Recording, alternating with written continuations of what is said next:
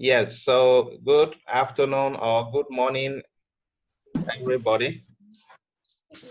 Good morning here. Good morning. Yes, I know, yes. Good morning in mostly in Africa, but in Asia it is an afternoon. And also maybe in the night in the USA, if some people are joining from the USA. Yes, so you are all welcome to today's program. 2 weeks ago, we looked at SME funding and how you can resource your SME. And then we had a number of questions coming up on how could people manage to get funds for their businesses. So today we decided to look at how business plans will be prepared in order to help the businesses to stand. And we will look at how business plans should be or could be prepared and the various stages of it, and then the next stage for your business.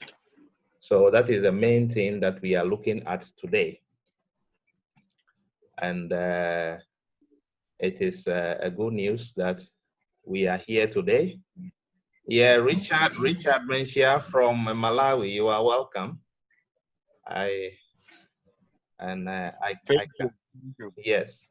So I have one expert already in the system here, Patrick Aukudogwe, and he's a seasoned professional in preparing business plan funding management. He is currently the MD of one of the microfinance institutions in Congo Brazzaville. So Patrick will also be helping us in some explanation as and when needed. And he was my senior in one of the companies I work in Ghana, and we've been very good friends. So you are all welcome to today's program. So far we have 10 people here, and others will be joining. So we will start the program. Yeah, Gasu Noah, or Noah Gasu, you are welcome.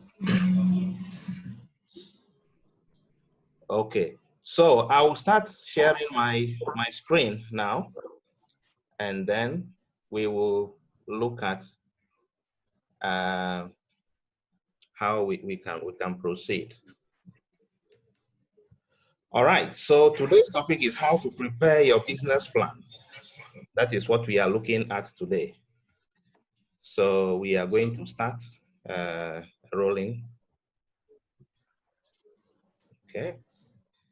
So what is our table of content today? We shall look at the introduction of Silverman Financial Literacy Institute, and then the introduction of the facilitator, the one talking to you now, and then the definition of business plan, and then the difference between grant proposal and business plan. There are differences, we'll look at it. Then ingredients of a good business plan. Then we'll look at the outline of the business plan, and then we will go through the details, and then later we shall look at our services and contacts. So that is the outline for today. So those of you who didn't join 2 weeks ago, I will do this introduction again. And Silverman Financial Literacy Institute is a small training institute that has been set up, but we have some background here to show. So we have the vision to enhance financial literacy and human capacity development with contemporary mixed learning model. So we talk about a learning model as using a classroom teaching, using online teaching, or whatever mode that you like to call it. And we call it mixed because we combine all of them. Okay. And our mission is to reach every enthusiastic learner with financial, personal, and business education customized to the needs of individuals and institutions in efficient manner. What is our core value? Trust, innovation, leadership, and continuous learning. Okay. Now, what is the history of this institute? It was born out of a passion of dissemination of useful business knowledge over the past 10 years. This led to the publication of various educational materials, books, and journals in the areas of personal finance, business finance, microfinance, and spiritual development. And then out of this, Siegfried Silverman Company Limited, which is a licensed publisher, was born. So this served as the foundation for the institute that we are talking about. So we will proceed. Yeah. So the one talking to you, I know some of you or most of you might have known me or seen me before. I'm a chartered accountant by profession, and recently in April, I was awarded as the CFO of the year in Myanmar by Global Banking and Finance Review magazine. And I've been in the microfinance sector for the past 18 years throughout various countries in Ghana, Sierra Leone, Ethiopia, Egypt, Zambia, Malawi, Myanmar, and the USA. I also write books, and that is one of my passions. And therefore, we have published some books, which we will show you. Throughout my work, I have led many due diligence processes and funding management in many organizations. Okay, so these are some of our books that we have published. Personal Development, 18 Laws of Personal Development, a very good book for how you can set up your small businesses and run it effectively. And then we have The Permanent Wealth, on how you can create a lasting wealth for your business and yourself. Then the Microfinance Textbook is one of the popular books so far, both in Amazon, in many countries we find ourselves, and it's doing very well. Then we have the Embattled Earth. This is a book which talks about the end time and how you can prepare yourself. You know, with all the pandemics, the disasters, the earthquakes, and things that are happening in the world, they are not ordinary, and it provides some foundation. This book was published in 2018. Okay. So we are now moving to our main topic today. Are we all ready for it? Yeah. Yes. Okay, so what is a business plan? We are looking at the definitions. So a business plan is a formal written document containing business goals, the methods on how these goals can be attained, and the time frame within which these goals will be achieved. So this is the definition given by Wikipedia. Then there is another definition. A business plan is a guide, a roadmap for your business that outlines goals and details how you plan to achieve these or those goals. This is from B plans. So you will see that there are goals, definition of goals, and in the two definition already. Okay, so we'll be looking at that. Another definition is what? A written document describing the nature of the business, the sales and marketing strategy, and the financial background, and containing a projected profit and loss statement. This is coming from entrepreneur.com. So basically, this is what a business plan is. And so it is a formal written document, which means that it is not just your wish list. It is not just things that you wish you could achieve or whatever, but you must document. You must put it into paper of what you want to achieve and what are your business goals and things like that. And then the goals must be properly communicated and within which time frame you want to achieve them. And that is what it means. Okay. So we will go ahead into the various segments of it. And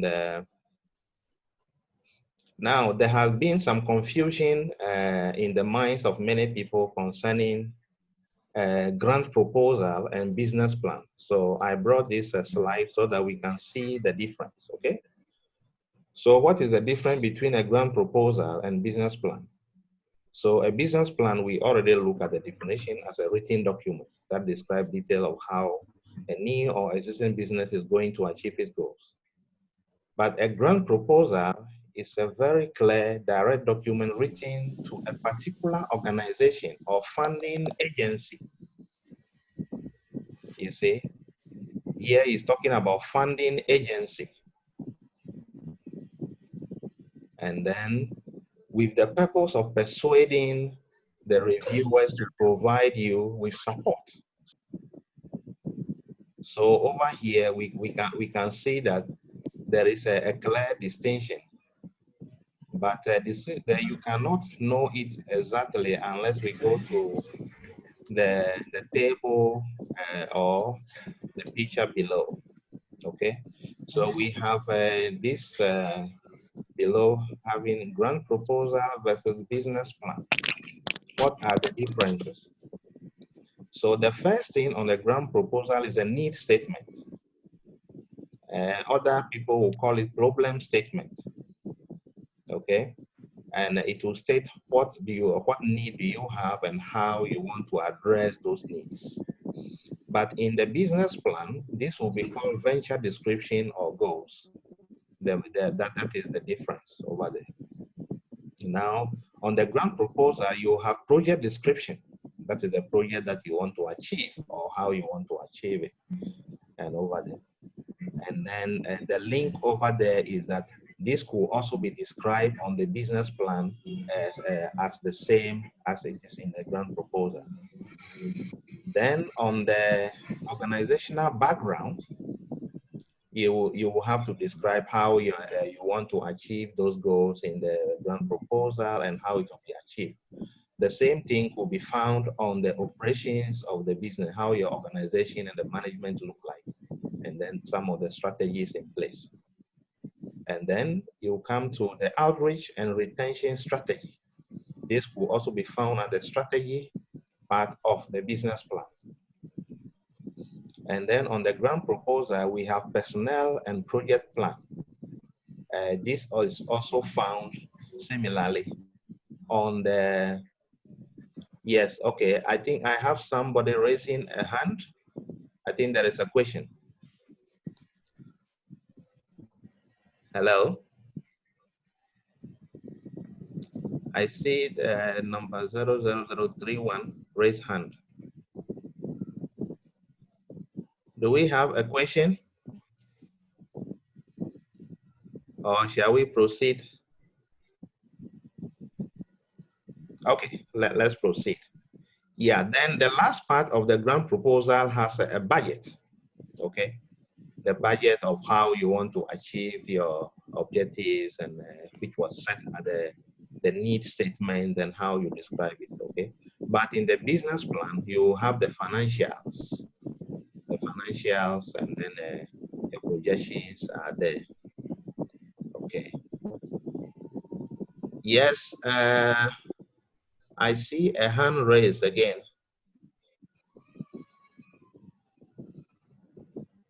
Is that Victor? Is that Pastor Victor?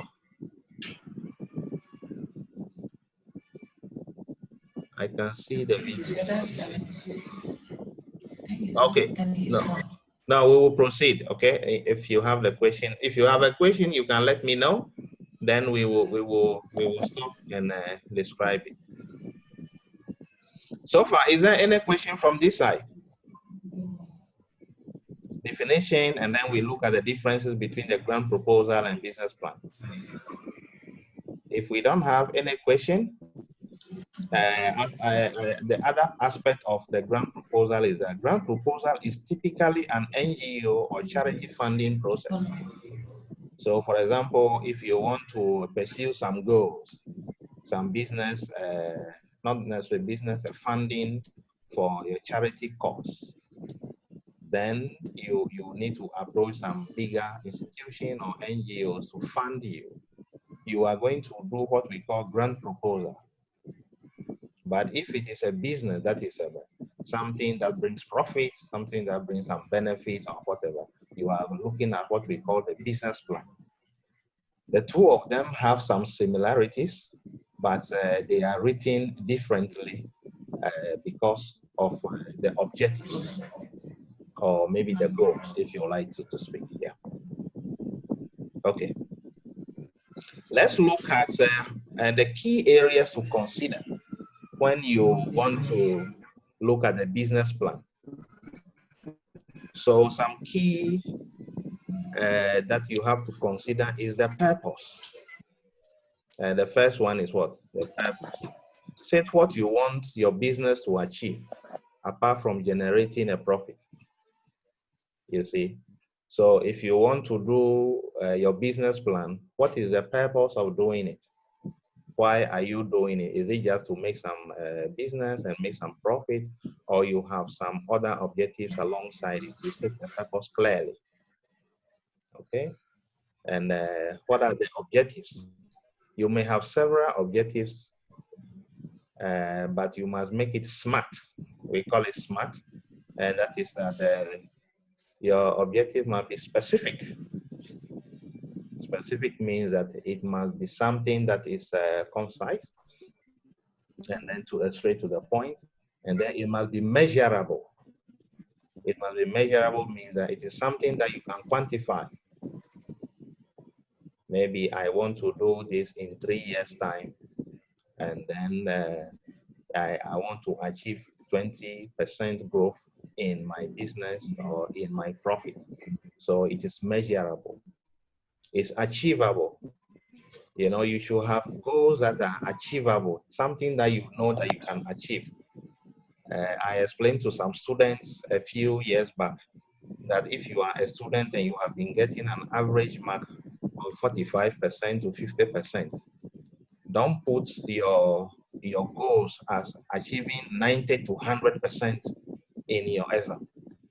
But what you could do is that, say you can achieve 75% in 3 months' time, or achieve 60% in 2 months' time, so that you continue to have something which is achievable.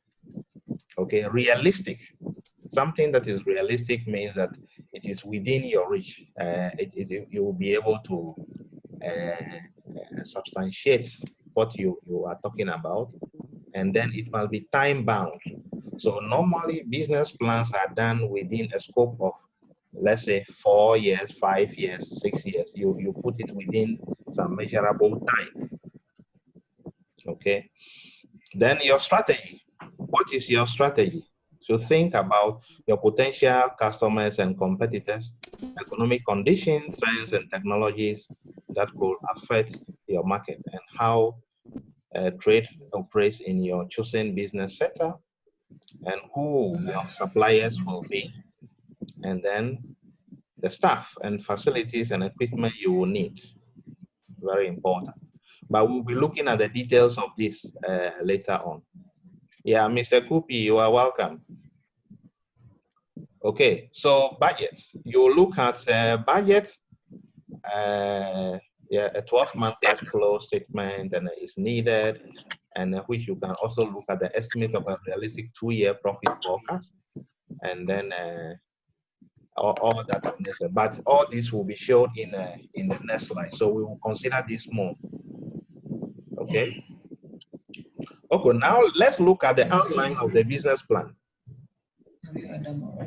The outline also means the areas or the key areas that we shall be looking at in the business plan. The first one is the executive summary. Executive summary.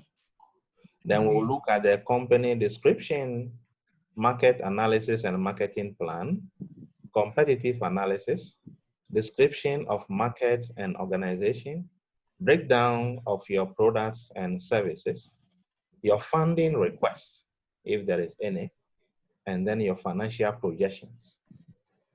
So this is how I have put the outline. There could be a longer or smaller outline depending on the size of your business. But these are a permissible, concise outline of the business plan. And then with this, we shall be going to look at them one after the other. But before this, any question so far?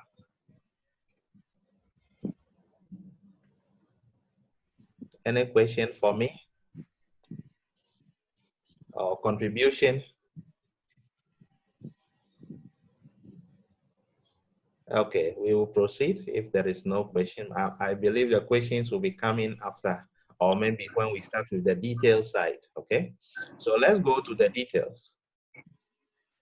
Okay. So what is the executive summary?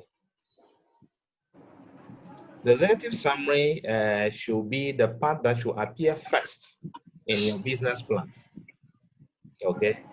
It should summarize what your, how you expect your business to accomplish its goals and objectives, and then it describes the plans, and the consultant always suggests that this should be the last section that you should write. Though it appears first in your business plan, it is the last portion of the business plan to be written. We will look at the reason why it is so. The executive summary is always a very compelling statement. It should be short, succinct, and direct to the point. I remember working in a certain company where they were writing the business plan. Someone was brought in, and another local guy was helping, but the business plan was so big and so long, it doesn't even contain the executive summary. So what happened was that they were finding it difficult to put, especially the executive summary, together. So I took the business plan, and then it was about 35 pages, but I summarized it into 7 pages. I did it up to 7 pages. It was a very compelling business plan. And then we were able to get funding from EcoBank in the country in which we were working. So you could see that the writing of the business plan is also another thing. It is not just you know how to do it, but the language of writing, the precision is very important. Okay, so let's look at the areas that we will contain. You see the picture below here, keep your language strong and positive. It's very important. Polish your executive summary. You know, most funders or institutions will only look at your executive summary. They may not go into the details of the business plan because funders don't have enough time to review about 50 pages, 70 pages of document. But if your executive summary is very powerful, like about 5 to 7 pages, containing everything that you want to say about your business in a very concise manner, then there is no need of even having a convoluted document. So here it will focus on providing a summary. Then put yourself in your reader's place. Put yourself in the reader's place means that the person who is reading your business plan must gain some understanding of the business, and then also know everything that you wish to say about the business. Also, you can see here, keep it short. You see, it must always be short. And then tailor it to your audience. It's very important. So you should not write with technical language if you are writing your business plan, because your readers, or maybe your funders, or people who may use the business plan might not be technically savvy, but they may be just ordinary people, or people who may be bankers. And therefore, you must tailor your writing style to the need of your readers or your consumers of this information. Very important over here. Do we have any question here?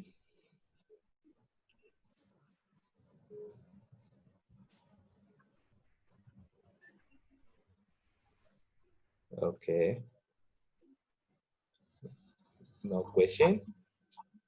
There's something, just a few, there's something that you mentioned that it's written the first, it's written the last, but it appears the first in the business plan.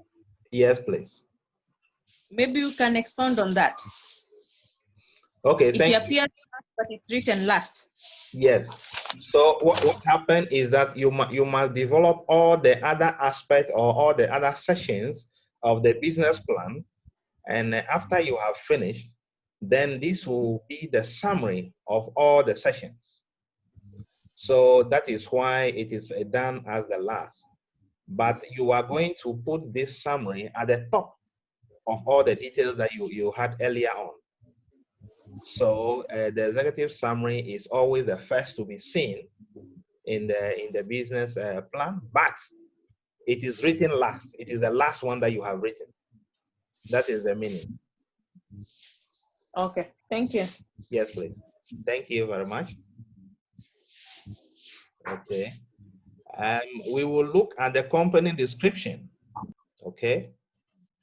Now, the next section that you should, which will appear in your business plan, should be the company description. Okay, the key information about your business and your goals and the customers and that you serve. Okay. How do you stand out in the industry? And then you provide some details over there. And if you also obtain some licenses or registration with the government agencies or certification or the rest, this is where you are going to describe them. So for example, every business requires registration with either the registrar of a business or registrar, depending on how your organization or your country calls it. All these details about the company needs to be stated: when it was registered, which licenses you obtained to operate the business, and your location and your customers and base, things like that. So that will give you a concise description about the company. Okay. Then we will move to a key area. We'll be moving to a little bit of the technical areas now. Your market analysis. This is very important. Market analysis. Okay. So ideally, your market analysis will show that you know the ins and outs of the industry and the specific market that you are planning to enter. Okay, so before you can do the business plan, try to obtain data on the market. Let's say you want to run a microfinance company. The microfinance institution should help you. You should get information on.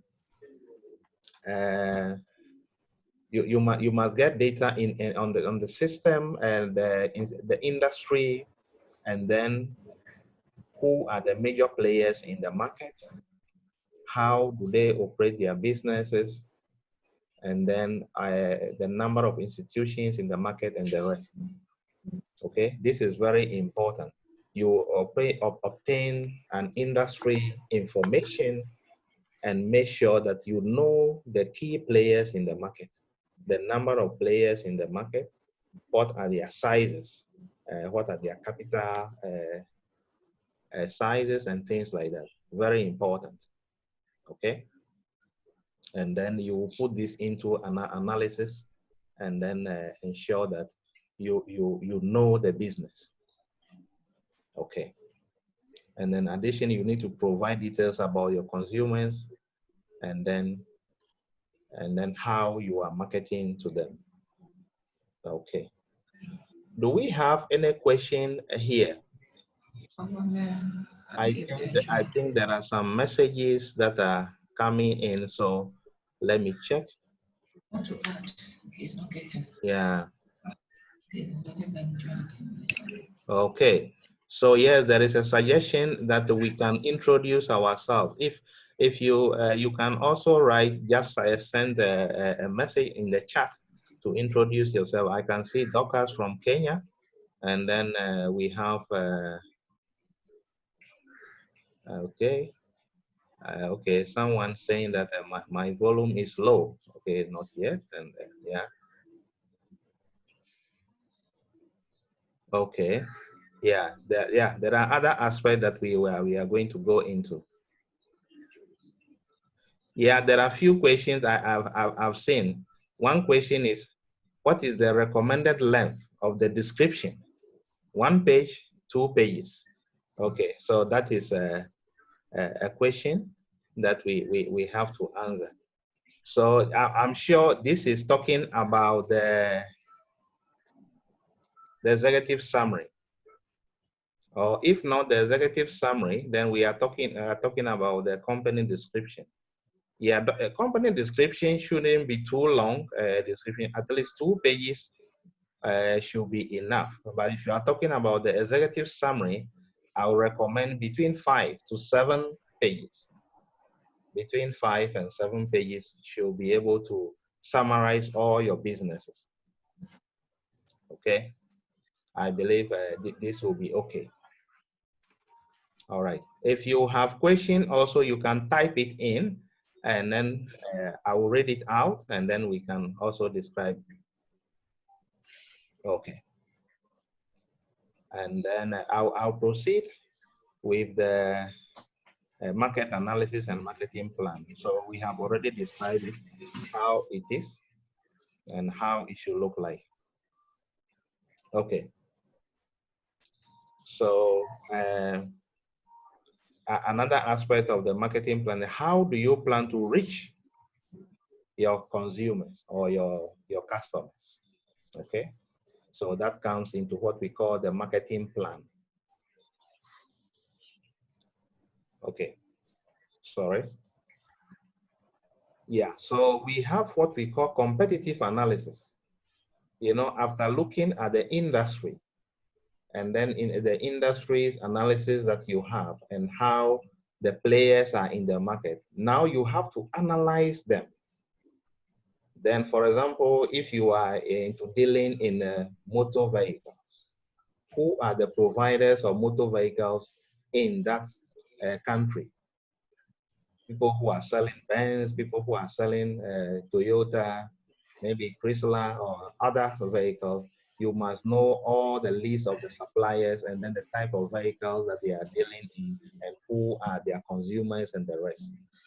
The same thing, if you are talking about the banking industry, how many banks are in the market, and then what is the size of their market, their operation, how many customers they have, and then you come to the competitive analysis. Then you are now going to show the comparison of your business to the direct and indirect competitors. You need to show that you know their strengths and weaknesses. This is where you can also do what we call SWOT analysis to know about even your own strength and then other players' strength in the market and their weaknesses. And then, for example, how to enter into the market, and then what is the high upfront cost that keep others from entering that same industry. So, for example, we put a competitive analysis framework at the bottom over here. So let's say you have competitor 1, competitor 2, competitor 3, just as an example. Now you are coming to look at their company specific areas. How many employees do they have? When were the companies founded? What is their funding capacity? Or which investors do they deal with? Acquisitions, okay? Number of customers, yes, over there. Their strengths and weaknesses, as I talked about earlier on. Then you come and talk about their customer base, like the product, the primary business that they deal in, secondary issues. And you look at all the areas and see how they are behaving in the market. Okay, this will help you to plan for yourself and know where you belong to when you are entering or already competing with those people in the market. It's very important. Any question from this side?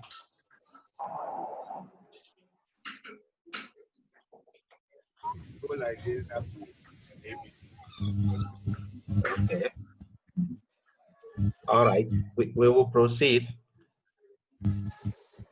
Okay. Another area which is very important to consider is the description of your management and organization. Okay. How the structure of the management is like. And then the key personnel that you have in the business. So, for example, you have the company. Who is the CEO? What is the capacity of the CEO, the educational background, the qualification and experience, and the rest. And then which other sectional heads or functional managers are reporting to this person. Okay. Yes. So it's very important to put the description of management and then how they relate to other functional areas in the business. Some businesses rely heavily, and I would say that all institutions rely on human capacity. So you can talk about computers, you can talk about systems, but if you don't have the personnel in place to manage the organization, everything could flop. So it is very important that you have qualified people in place, people who have the industry experience and who could manage the organization. So this will come into your organogram, or which we'll call a diagram that maps out your chain of command. So it's very important. And then also you have to talk about whether the business is in the form of a partnership, is a sole proprietorship, or maybe it's a company, and what type of how do you have the ownership structure in the business. Okay.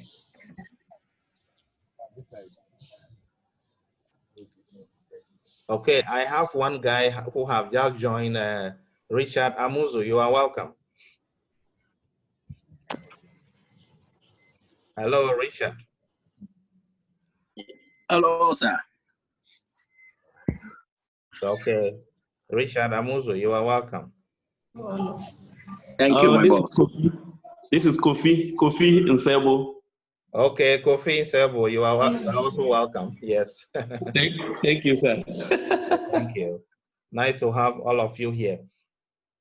We've already started, so we are proceeding, and today's program is a little bit shorter than the previous one. So those of you who joined late, I think you have missed a brief introduction and then the other sessions. But no problem, you have the presentations and other things. Yeah. Thank you. Okay, so we are now looking at the breakdown of your products and services. Okay, so which products or services are you dealing in? And then how they are able to reach out, or these services or products reach your clients, okay?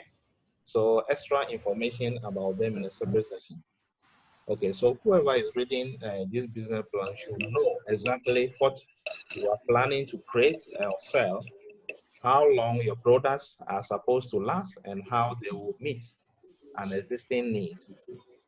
Okay, you also have to mention about your suppliers too, and how much it will cost to make your product, or how much money you are hoping to bring in.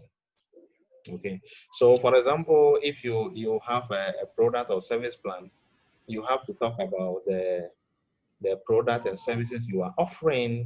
The nature of your business should be clear to the reader, and the important note is the unique feature of your product and service. Let me talk about this in the microfinance sector.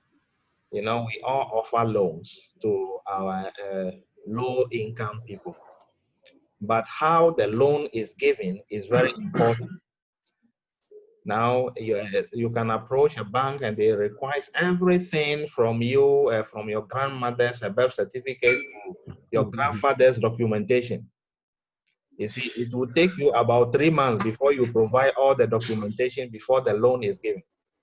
But if you come to other institutions within a day or two, they are able to offer you the loan service. You see, it depends on the product offering or the service offering. So this will also make you stand out from the crowd. Okay, the same thing we could be saying in other institutions or in any industry that you want to talk about. So how you are able to, how you design your product in order to reach your clients is very, very important. And then any other product offerings that you have is welcome over here. Okay. Now we have the funding request part. Now, what are your funding needs? Okay, very important here. What are your funding needs? So you have to design enough. You have to put this session over here about the entire session to talk about the amount of money you need and how you plan to use the capital you are trying to raise. Okay, over here you have to justify how you intend to utilize the funds received and how you intend to pay back if it is a loan or a debt. And if it is equity, for example, what percentage of ownership are you ready to relinquish? This is very important. So businesses are such a way that you can either take a loan or you can take a equity. That is, you have a part owner in the business. So for example, somebody is prepared to give 20% to a different investor in the business, or you want to do 50% so that it will be 50-50, depending on how you want to structure the funding needs. Or you just want to hold 100%, but you want to take a loan from the financial institution to help do your business so that you can be in full control. Yeah, these are some of the things that you have to look at critically. But one aspect of it is the funding needs and how you, so yeah, I put this picture over here. For example, this person is requesting $10 million, okay? Now, 65% of this money is going into marketing. Then 20% is going into product development. And then 15% will be used to have key hires. Key hires means that maybe you want to hire a CFO, a CEO, or a COO, some key positions in place, okay? Then, like I talked about earlier on about relinquishing part of your capital or the ownership, you also have to talk about what we call exit strategy. Exit strategy. Okay. Exit strategy is mostly how, if any investor join your business, how long the person will stay in the business and how will the person leave the business eventually. Okay. So, for example, we said there are several likely exit strategies in the country to pursue, including acquisition, merger, IPOs. Yeah, I think 2 weeks ago we talked about funding SMEs, and we talk about IPOs or maybe shares and then other things. So how do you want to buy back those who have invested into your business, or the people investing into the business? How do they intend to exit the business? And then how are you going to respond to those strategies in place? It's also necessary to raise some of those issues over here. Yes. Okay. Hello. Any question from this side? We are at Zodiac, where there is. Yes. Yes, please. I think there's Hello. a question. Yes, please. Please go ahead. Yeah. I wanted to ask concerning if you wanted to give a stake or maybe equity, and then you can decide that. But in the case where you haven't even started the company, you are not operating. How are you going to do that? Right in front of the SME. Okay. Yes, so first of all, you have to work on your business plan and then see what you yourself are bringing into the business. And then look at the overall capital need of the business. Then this will tell you whether you can fund it yourself or you need somebody to come in order to assist in doing it. So for example, you have your business structured in such a way that it needs about 100,000, whichever currency you are talking about is 100,000. But at your own point of view now, you have only 20,000, whether it is in dollars, it is in Ghana City or in Myanmar Chad, it is 20,000 you have. But the business needs about 100,000. It means that you need 80,000 from somebody else to put into the business. Okay. Then you have to now look at whether you want to bring in somebody as a shareholder to provide this money so that the person becomes a part owner, or this person must give you a loan in order for you to be able to start the business so that you pay at some stage. That is how it is determined. Yeah. Yes. Does it answer the question? Yes. I'm sure. Yeah, okay. Yeah, thank you. Okay, so we can, in actual fact, today is short. Hello. Hello, yes? Hello. Yes, please. Yeah, can I contribute to that one? Yes, please, Pado, yes. Yeah, so what the example you gave, so if somebody wants to be part of the business, meanwhile, you are not ready to maybe seed part of the equity to the person, so you can say, okay, give me a loan, and then maybe after 5 years, if we are making profit, then I will bring you into the business. So it's a convertible loan that can be made into equity maybe in 3 years or 5 years. So that's another way of enticing the person to join you. Because initially, he will be thinking that, and then the loan dividend is coming, then I'm losing. But if it is a loan and then you are paying interest, then that is actually making him believe that at least 3 or 5 years, the business will stand on its feet, and then you can convert that loan into equity. Okay. Okay. Yes. That's very clear. Thanks so much. Thank you very much. Sir. Yeah, thank you, Pando. Yeah, so what is saying is mentioning the word convertible loan. Yeah, that is another structure of funding, which is a bridge between a loan and equity. It is a bridge. Okay. Yeah, so if you take a straight loan, you are going to pay back with principal and interest.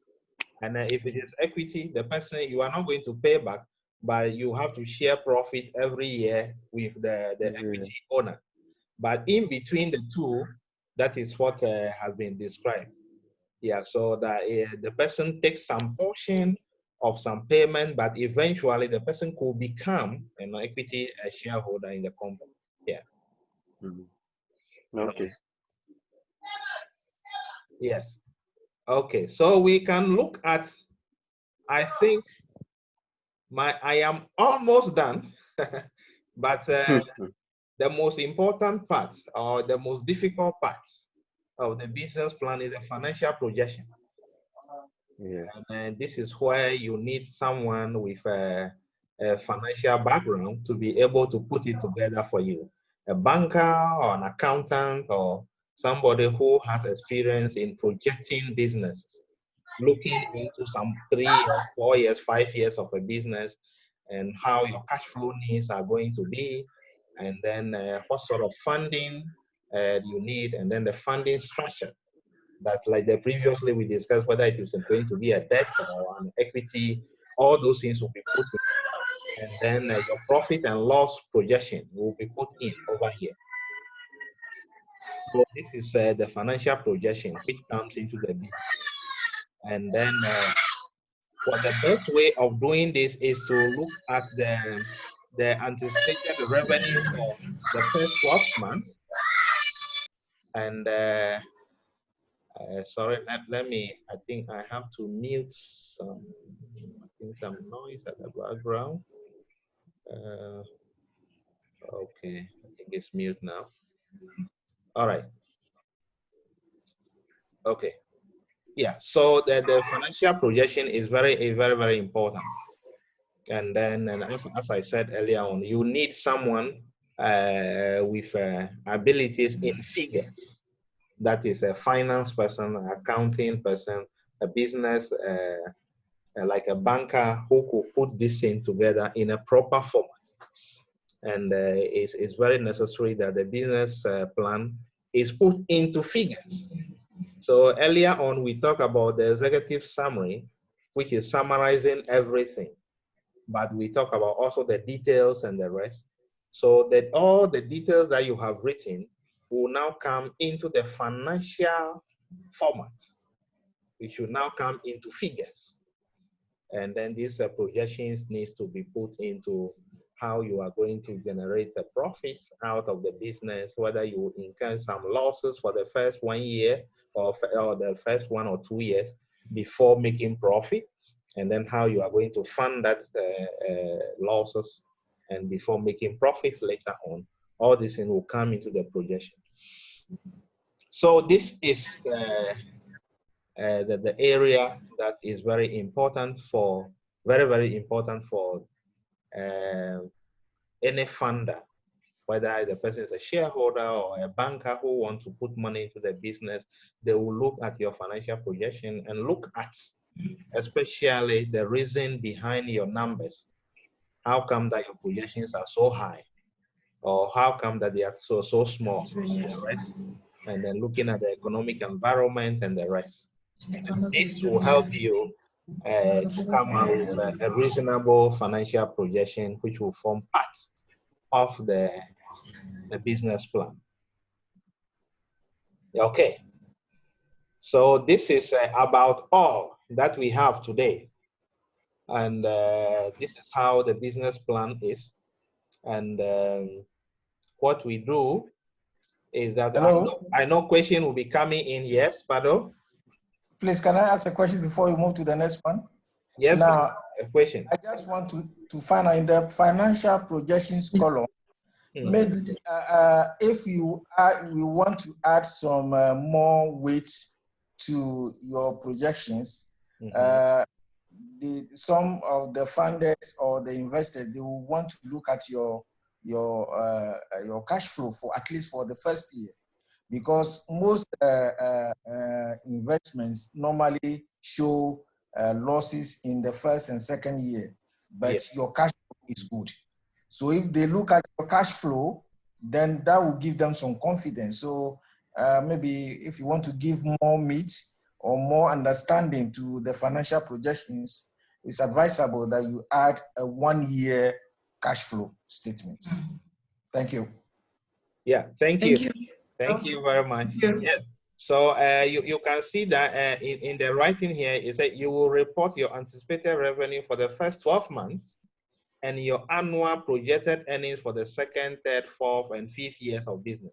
So it means that at least 12 months, that is January, February, March, up to December sort of thing. You have to do that one first to show how month by month you are going to generate your cash in order to finance the business.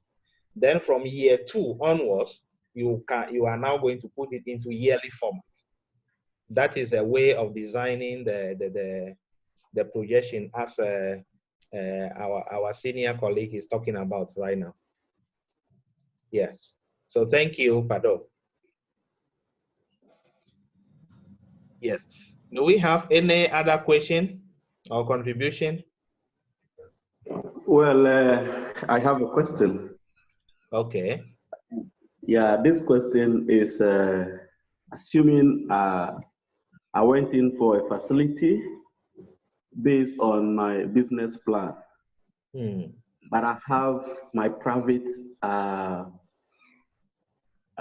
facility like a building, which is, say, a story building. But when I was declaring my assets, I did not include that facility. Okay. Well, I went in for this loan, which because of unforeseen contingencies, I could not pay the loan back in the required period of time. Now, can the bank fall on my property I have not used as an asset for the business? Yes, so sometimes that is, first of all, I will look at the nature of your business. How you register the business. Are you a sole trader or a company limited by shares or a company limited by guarantee?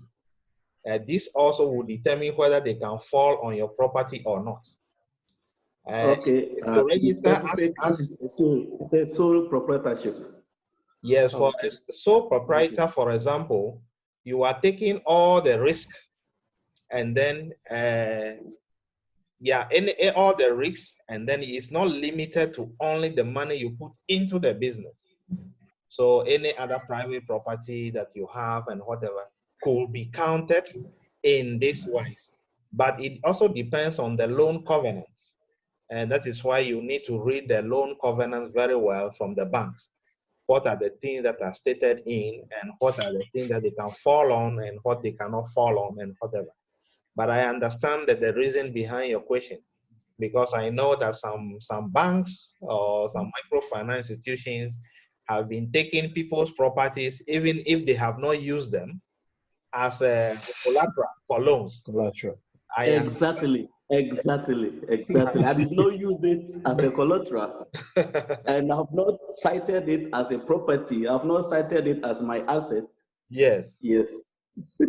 Yeah, because I'm in the business, so I know what you are talking about.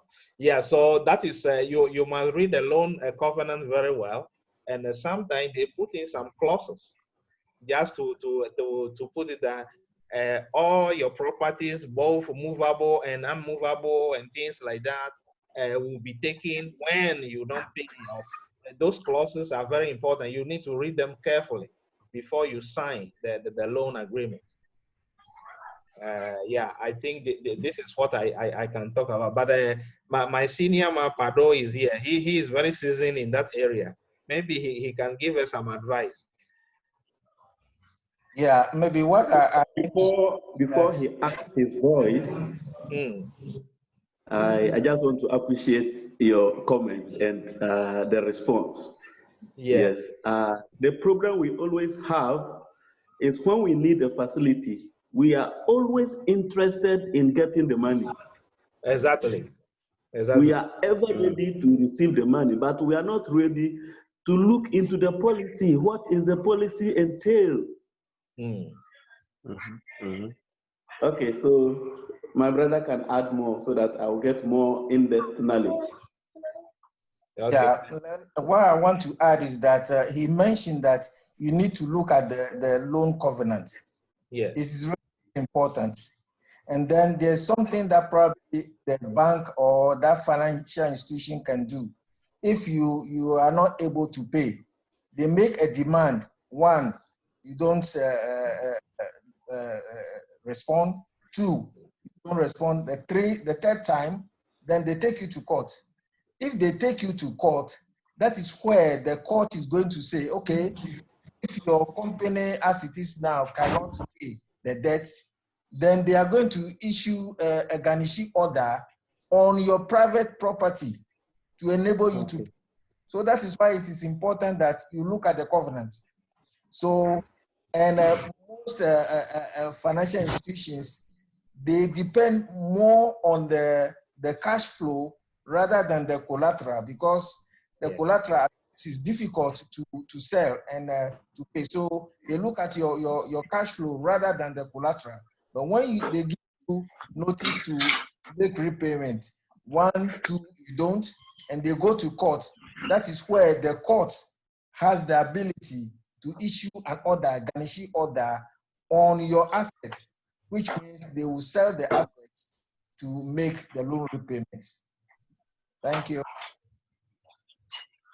All right, thank you. Yes, thank you very much. Thank you, That Ado. contribution. Yes, it's important that I always advise people. You know, if you were to join us 2 weeks ago, I talk about two things about the fact that it is not the best thing to do when you are starting a business to go with a loan, to take a loan to start the business, but you have to grow the business with your own money to some extent that the business has matured to a certain stage before you approach the banks.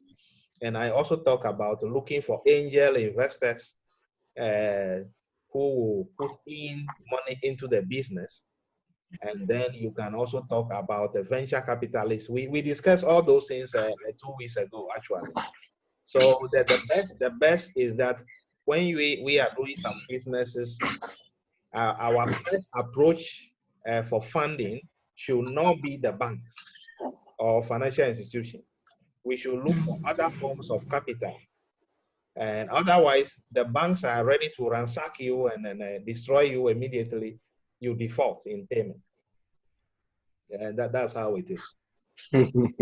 Yeah. Okay. I want to contribute. Yes, please go ahead.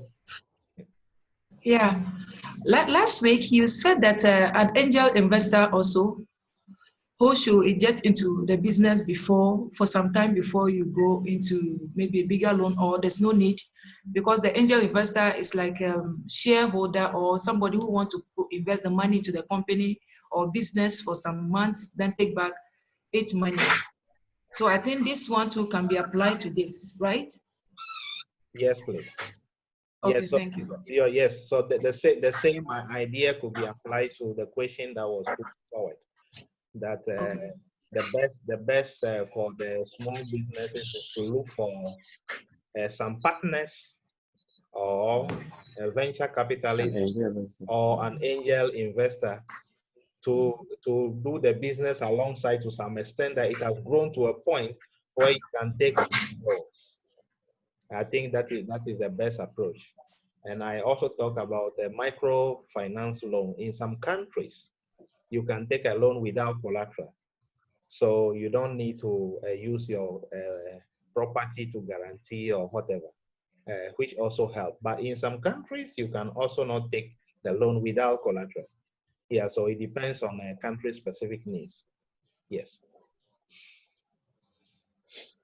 Okay. So do we have any question on the business plan per se? Any other question concerning how to prepare the business plan? We didn't put any business plan format here on how it look like. So it is only like educative material. But maybe if you have any question on preparing your business plan or anything relating to business, are you ready to ask a question? Yeah, hello. Yeah. Hello. Hello. Yes. Hello. Yes. Yeah, this is Francis. I wanted to ask concerning the financial projections. You know, I wanted to ask if there's a specific format that you can follow, depending on whichever business you are. For instance, maybe you wanted to go to agriculture or something of that sort. Does it need to fall within the same pattern of presentation, or there's a specific template that you can follow to present such a financial projection for that project? No, the specific projection that we talk about, or the format that we talk about, is that you must do your first 12 months in a monthly format and then follow with a yearly sort of projection. Then you must do your cash flow, your projected balance sheet and profit and loss statements. Yeah, but as I said earlier on, you need somebody with a financial background to do it in a proper format for you. Because these three fundamental reports normally have some links between them. The income statement, the cash flow, the balance sheet, there are some links between these three accounts. But if you are not somebody who has a knowledge in accounting or finance, you might not be able to do it properly. Yes, that is why it requires someone with a knowledge of. There could also be a software to do it, but sometimes it's something else altogether. Yeah. Yes. Hello? Yes, that's very Yes. true. Yes. Okay. Hello? Yes, please. Yeah, so that's exactly where my question is coming from. Now you presenting from Myanmar, and there are people on the call from Ghana, from Kenya, from Malawi, and the blah, blah, blah. You introduce yourself first as a chartered accountant. So you have the skills in this one, the financial projections. So my question is, are you available to do this thing for somebody in another country?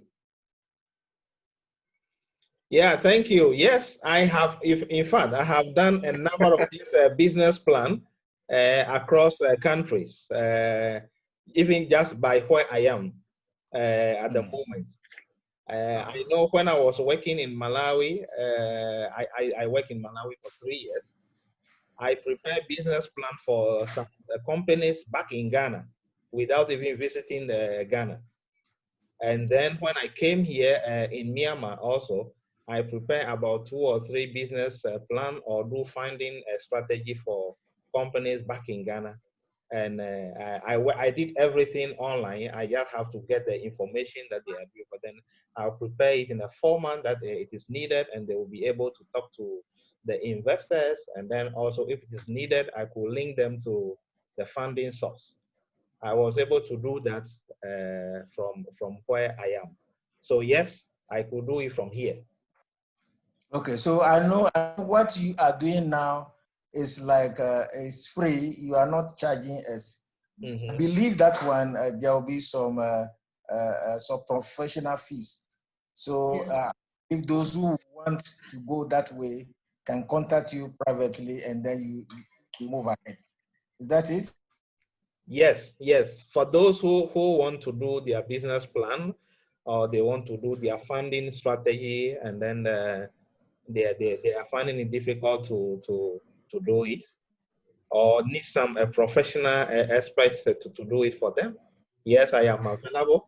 I could help them to do it. Yeah. Thank you. Yes, thank you. Thank you very much. Yes. So I think I will show my contacts in the next slide so that it will be easier. And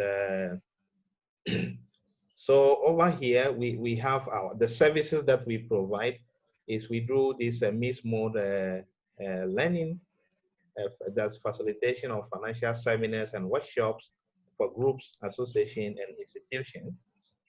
And then we can help you to do your strategic planning, budgeting, funding proposal, or business plan. You see, this is where the services there.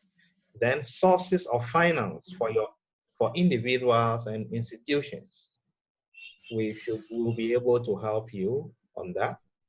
Then we have the counseling session also. We do counseling on marriage, stress, and depression management. And this is led by Mrs. Alice Wadago, who is with us over here. She is very good in marriage, counseling, stress management, an expert in that side. So those are some of the services we provide. So for the contacts, Silverman Financial Literacy Institute, we have an office in Ledan Center in Myanmar over here. And then my email is over there, ssilverman2016@gmail.com. And then also we have a WhatsApp or Viber number. You can also visit our website. And then also, if you want to check on the books that we have written, the Amazon link is below over there. So basically, these are the services that we provide. We will also be able to offer you the presentation that we have done today. If you share with us your email, we'll send this to you. Hello? Yes, please. Hello? Yes. Yeah. I want to get something clear because clarity is important. Now, the service that you have outlined over there, I know the first one is what you are doing now. Yes. And it is free. The second one and the third one probably are not free. The fourth one probably, I don't know whether it's also free. So just tell us the ones that are free and the ones that you pay some professional fees. So that when we are coming to you, we know how we will come. Okay, good. Yeah, thank you for the question.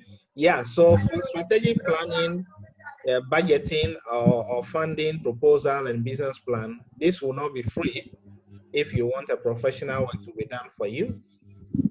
Sourcing of funding also, you want to get some funding for your business, whether as an individual or institution, we will be able to do it for you, but at a fee.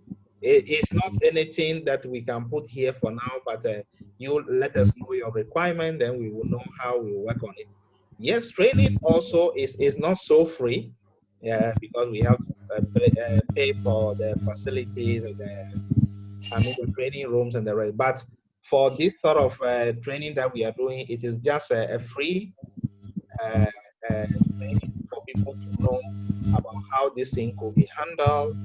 And then if they want more details, then we can go into that, which will be at a fee. Yes. Yeah, number 4. You didn't talk about number 4. Yeah, number 4 is also we have a training program on it. Majority, if you are doing it online, it is free. Like, for example, you call us, you want to talk about your marital issue or how you can deal with emotional issues and whatever. Mostly it is free, but when we run it as a course, we normally charge some small fee for it on the stress management, depression management, marriage counseling, and things like that. Yeah. Okay. All right. Thank you. Yeah, thank you. Yes, Alice has raised her hand. Yeah, we do youth training also. We do give counseling to the youth as well. So please, yeah, but that one is with a fee, small fee, not much, something very small. Thank you. Yeah, hello. Let me ask you a question on that one again. Now that you are in Myanmar, and if I want youth in my village to be trained, they don't have internet there. How will you do it? Yeah. Now we have so many channels that we can communicate easily. And last year like this, somebody invited me in Ghana. So one of the MPs, which I went and then trained the women. I taught them how to prepare some food items, food processing. Yeah. So, but I didn't, that one I didn't charge, but they paid for the etiquette for me. Yes, please. Okay. So if there's something like that, I can do it for you free, but you have to pay for my transportation. Thank you. Okay, I hear. Thank you. And also yes, in relation to that, because we may say that people don't have internet in the village, but I know people have mobile phones and the rest in almost every corner of the world. So we could do some arrangements on WhatsApp or maybe calling. I think there should be a way of reaching out to people who may not have access to internet, but yes, we could have, but basically we will be available to discuss the needs. Yes. Yes. Thank you very much. Okay. All right. So thank you very much for today participating in this program. If you have any question, reach out to us and also put your email in the chat box so that we can send you the presentation.